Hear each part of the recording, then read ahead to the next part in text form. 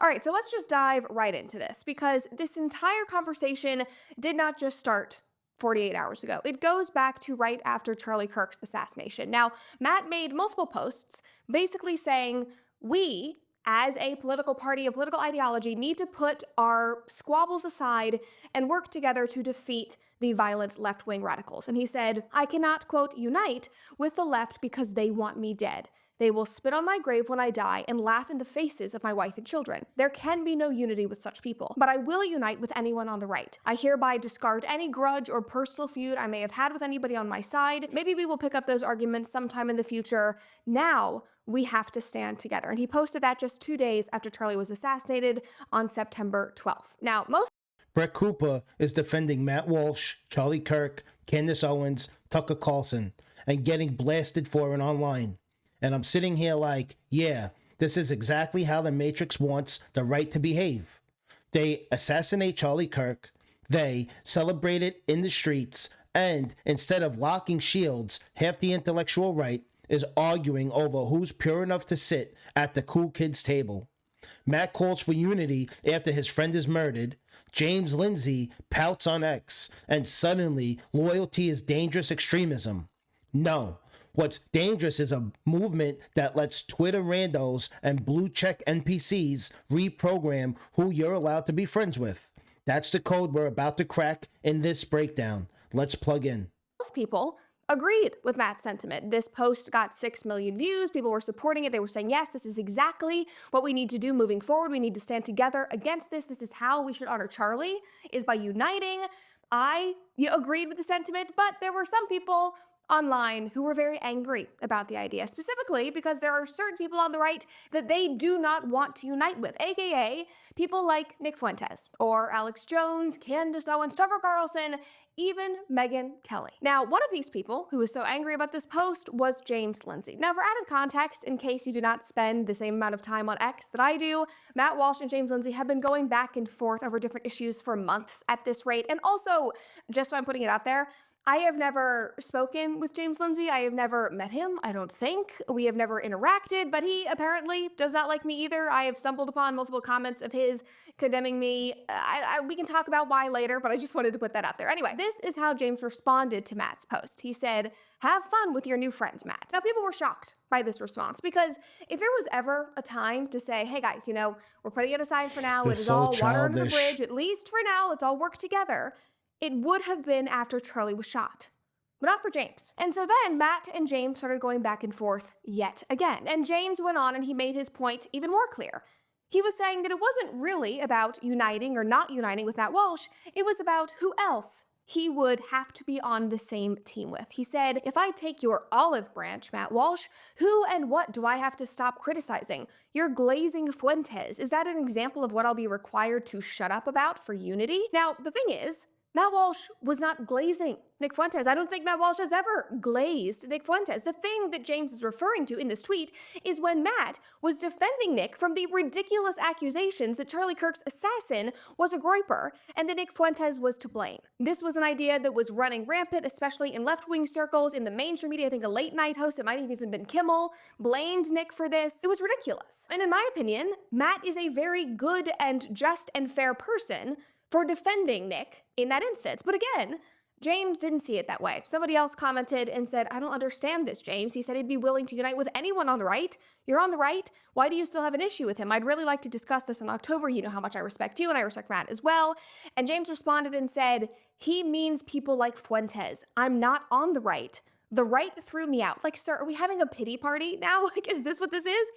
Somebody else replied and said, you should actually engage in conversations with him instead of these stupid online skirmishes. You guys should actually talk.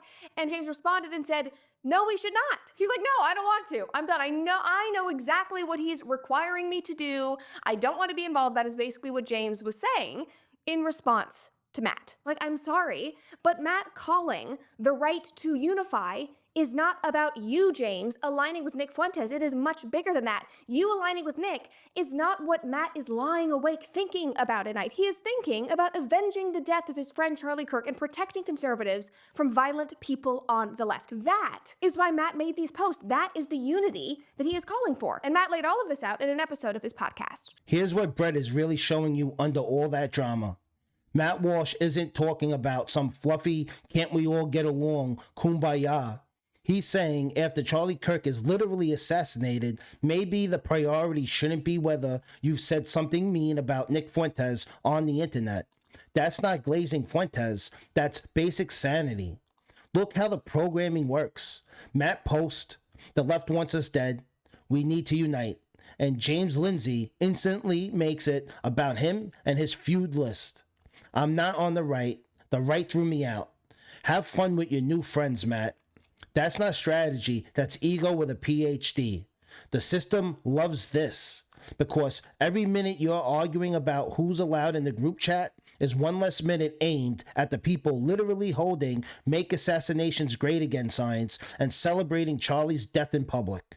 The hidden layer here, the right is being emotionally hijacked into purity tests right after a political assassination, exactly when unity would hurt the regime the most. Just take a listen. Now, I can tell you where there should be unity. There should be unity on the right among conservatives. And this is a message that I've preached a few times in the last few days on X. That as conservatives, we need to put the petty squabbles and the infighting and all that crap to the side. We can get back to that later. We need unity among conservatives. Now, there are some people who've already turned down this invitation. James Lindsay, for example, when I tweeted this a couple days ago, he told me no thanks. Doesn't want to unite. Doesn't want to stop attacking people on the right. Which even after Charlie was assassinated, that's all he's been doing. Just still going after. Still, that is like not saying anything about the people who would actually be pissing on his grave if he were killed. No problem with them. It's just going after the right, and that's fine too if that's how you feel. It's like fine. I'm just done with you in that case forever. We're not allies. You don't exist anymore. You're irrelevant.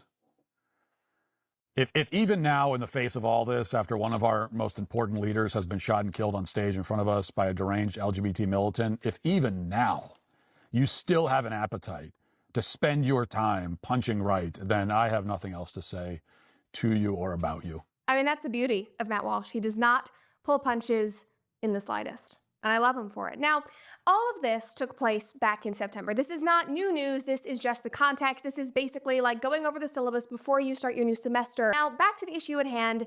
This same conversation about unity involving Matt Walsh came up again after Politico broke the story about the Young Republicans group chat. Now, Matt's take, which is similar to mine, is that there are simply bigger issues at hand. These were people in group chats who, based on my understanding, were trying to make edgy jokes with their friends. It was leaked by a trusted person over a Young Republicans leadership squabble, is what I understand. Like, the whole thing just seems like ridiculous and embarrassing, but still a non-issue in the broader political landscape, especially what we are facing in the wake of Charlie's assassination. Now, Politico took that story, they took those messages, those few messages out of like 26,000 that they had to comb through, and they ran with it as a way to distract from the fact that elected Democrat officials routinely call for violence against conservatives, just like we saw last week with a Virginia Attorney General candidate. They do so publicly, openly. And no, it is not a joke. This is not done in group chats. Even with last week, it was done over text.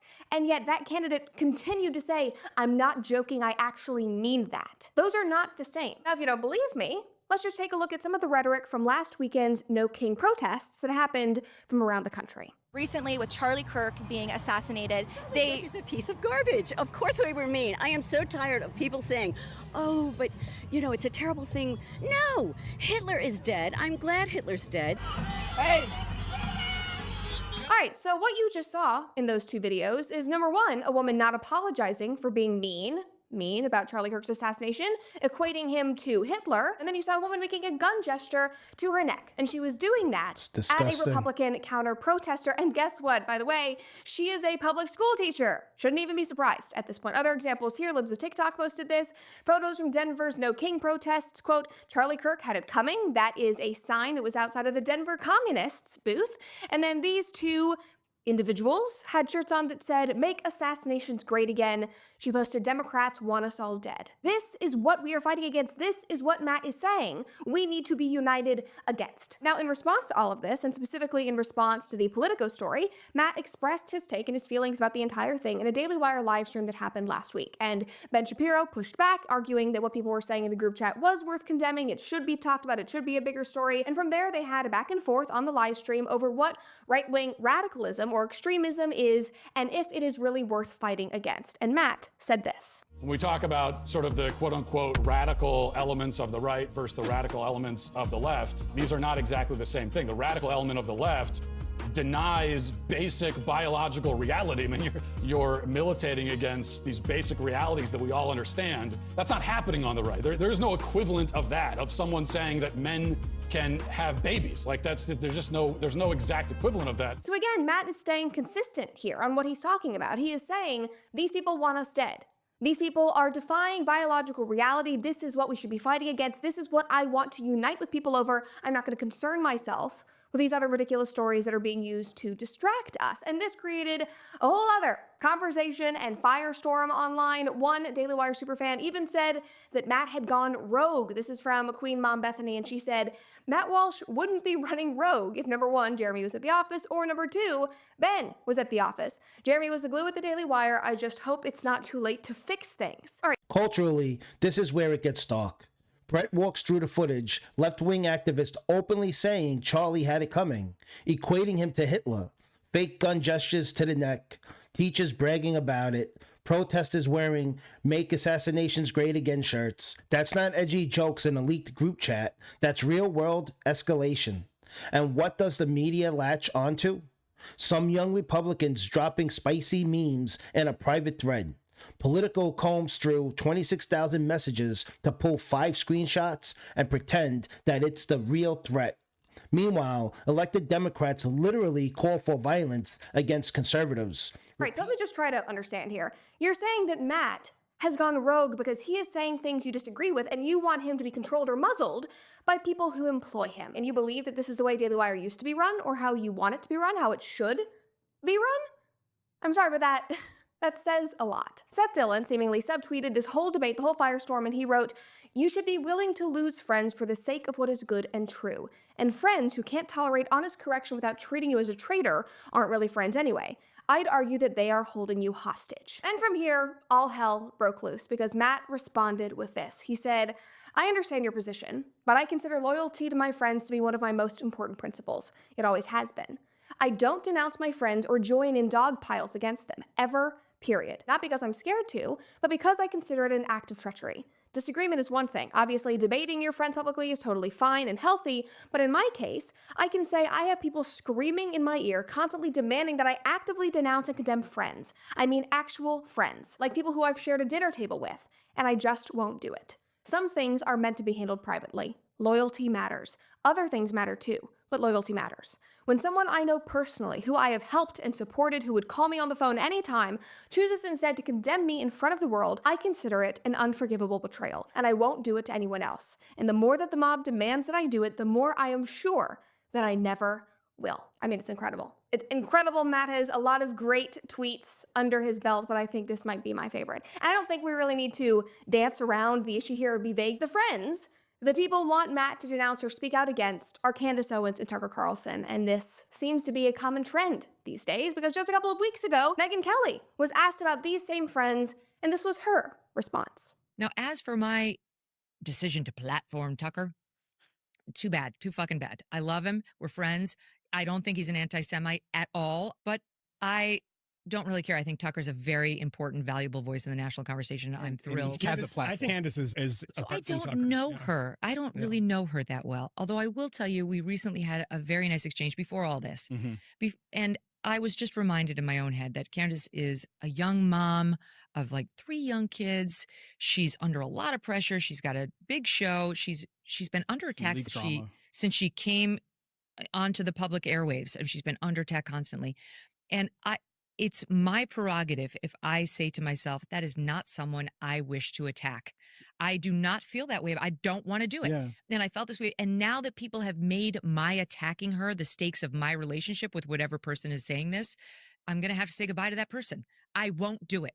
Now it's like a point of pride. Yeah. It's literally the same thing as the BLM folks trying to make you raise your fist. The answer is no. I mean, that is a perfect analogy, in my opinion, and I love Megan for saying this, but from there, because this is the state of the internet in 2025, people started dogpiling onto Megan, saying that now she is the dangerous one. She's becoming radicalized because of this sentiment. We all need to be wary of Megan. You know, what is Megan doing? And all of this is incredibly ironic to me because all of these conversations have been amplified by Charlie Kirk's assassination. They are arguing over what he believed, who he chose to platform, and who he was friends with. And people are obviously emotional in their grief, and I understand that. Obviously, I empathize with that. They are emotional over their thoughts on hot-button issues like the conflict in Israel and Israel's relationship with our government. Now, I really don't care about all of that back and forth, nor do I have a stake in any debate about Charlie, but from what I have seen, you can't say that Charlie didn't value the kind of loyalty that Matt is discussing. I mean, this is what he said about Candace just shortly before his death. She's a great friend. You know, look, I don't agree with everything Candace says, but you know what I don't do? I don't stop being friends with people just because people morally blackmail me. I don't do that, and you shouldn't either. Look, I have different views on things as Candace. I have different views on Israel than Candace. I have different views on a lot of geopolitics. But honestly, I traveled the country with Candace. I went to her wedding. I saw her meet her husband. I went to Israel with Candace, which is a fun story I'll tell you at some point. But what I don't like is when people demand, you must stop being friends with somebody. Whoa, whoa, whoa. That's a left-wing tactic. Don't do that. I'm not saying you do that, but other people do that. We should never resort to that. Here's the red pill moment. Listen to how they're trying to program the right. If you don't publicly denounce Candace Owens, Tucker Carlson, Matt Walsh, whoever the outrage machine picked this week, you're rogue, you're radicalized and dangerous. That Queen Mom Bethany literally says Matt needs to be controlled by his bosses. Megyn Kelly refuses to throw Candace under the bus, and suddenly she's the problem. Brett won't cut off Candace, won't trash Ben, won't turn on Matt, and now James Lindsay is upset she's even speaking at TPUSA. That's not principle, that's social credit scoring dressed up as morality. It's the conservative version of raising the BLM fist. Denounce your friend on command or we cancel you next. The Matrix reveal is this. The system doesn't just want you censored, it wants you isolated. No real friendship, no loyalty, no forgiveness. Just a constantly shrinking circle until you're alone in a digital gulag apologizing to people who already hate you. Charlie Kirk literally said he wouldn't be morally blackmailed into turning on his friends. Now the same tactic is being used against the people who loved him. That's not an accident. That's the Matrix code. I mean, this is the kind of unity that Matt is talking about, that he is being attacked for relentlessly. And this kind of sentiment is why Charlie was so beloved. It's something that people have been talking about at length after his assassination. The fact that he truly was friends with everyone, that he wouldn't badmouth you behind closed doors, that he would try to see the good in everyone. He would try to understand you regardless if you disagreed. He saw the value in working with people who might disagree with him, who were on the right and shared many of his values. Like, that was one of the wonderful things about Charlie. That should be a huge part of his legacy. And the key line in that video is that he would not be morally blackmailed into attacking his friends or canceling his friends. And that is exactly what is happening to Matt Walsh. That is exactly what has been happening to Megyn Kelly, and that is what they are very publicly pushing back against. It's also what has been happening to Brandon Tatum and his wife Corinne, who are longtime best friends with Candace Owens, and yet they vehemently disagree on the topic of Israel. And yet both parties refuse to attack each other. When it's brought up, they say, you know what? Candace is off limits. Brandon is off limits. He's a brother to me. He is a sister to me. Friendships are bigger than politics, and I massively respect them for that. Now, needless to say, I agree with Matt and Megyn and the Tatums, but you might have, already gathered that, considering that I have not stopped being friends with Candace regardless of the comments that I've gotten. And that is probably why James Lindsay tweeted that he was so disappointed that TPUSA was inviting me to speak at their conference this summer. Like, I genuinely can't think of another reason, because again, we have never interacted to my knowledge, so that must be the reason why. Now, I also want to put it out there that I am not trying to insert myself into any kind of drama, but I thought that it was important to speak on all of this because I do know and I have worked with some of these parties very intimately. So no, I will not stop being friends with Candace Owens, who has become like a big sister to me because the internet demands it. I will not attack Matt just because I no longer work with him or because the internet has decided to pile on to him for the 27th millionth time. I also will not pile on to attacks on Ben Shapiro's character because he was nothing but kind and supportive of me during my time at Daily Wire. And that is a fact. I just won't do it. And if you Here's where I land on this. You don't have to agree with Candace on Israel. You don't have to agree with Tucker on Russia. You don't even have to agree with Matt on anything. But when a movement starts demanding public show trials of anyone who won't stab their friends on command, that's not principle, that's programming. Brett Cooper is right to push back. Matt is right to say loyalty is a principle. Megan is right to say, no, I'm not attacking her just because you told me to. And honestly, Charlie Kirk spelled this out before he died. Don't let the mob morally blackmail you into betraying people you actually know. So I want to hear from you. Do you want a right that fights the regime or a right that auditions to be hall monitor on X? Drop your thoughts below. Smash like if you're sick of the purity test and friendly fire. Hit subscribe if you want more Matrix breakdowns that actually call out the code behind the chaos.